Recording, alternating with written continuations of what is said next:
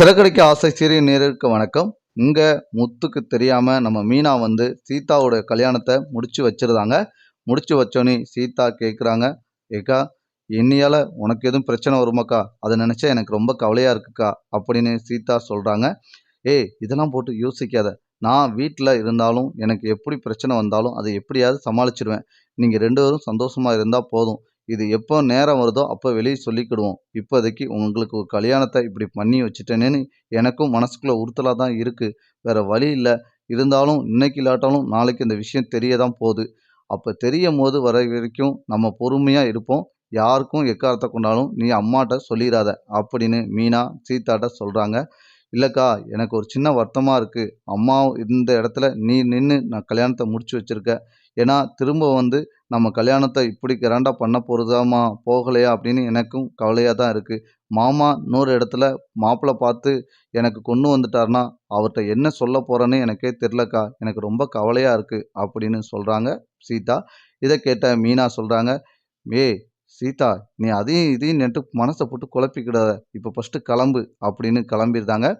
இங்க வந்த நம்ம முருகனும், நம்ம முத்தும் வந்து அவங்க முருகனுடைய அவங்க கல்யாணத்துக்கு என்னென்ன ஃபார்மாலிட்டிக்கு இருக்கு அப்படின்னு தெரிஞ்சுக்கணும்னு வராங்க. வந்தோனே ஒரு ஃபார்ம குடுத்து, அதில இருக்கக்கூடிய எல்லா விஷயத்தையும் நீங்க கொண்டு வந்தா போதும். ஆதார் கார்டு, பேன் கார்டு இதே மாரி அவங்களுடைய ஒரு சார்ஜ் கையெழுத்து, உங்களுக்கு ஒரு ஆளு, அவங்களுக்கு ஒரு ஆளு அப்படின்னு சொல்லி அனுப்புனோனே, "அண்ணே எல்லா டீட்டெயிலும் நான் கேட்டுட்டேனே, போவோண்ணா" அப்படின்னு முத்த கூப்பிட்டுட்டு நம்ம முருகன் வெளிய வரவும், மீனாவ பார்த்துருந்தாங்க அந்த ஆஃபீஸ்ல. "என்ன மீனா, நீ இங்க வந்து நிக்கிற? நான் எதிர்பார்க்கல உன்னைய. நீ இங்க தான் வரேன்னு சொல்லியிருந்தேன்னா, ஏற்கனவே முருகன் என்ட்ட சொல்லியிருந்தான் அங்க தான் வந்து டீட்டெயில்லாம் கேட்கணும்னு. நானே உன்னைய அப்ப காலையில கேட்டேன்ல, உன்னைய நான் சேர்த்து கூட்டு வந்திருப்பேன்ல மீனா." "இல்லங்க, நாம பூக்காரியம். நம்ம தானே நம்ம வேலைய பார்க்கணும். அதாங்க நான் வந்தேன்" அப்படின்னு மீனா சொல்றாங்க. "பாத்தீங்களாண்ணே, நீங்களோட அக்கா தான் வந்துண்ணே.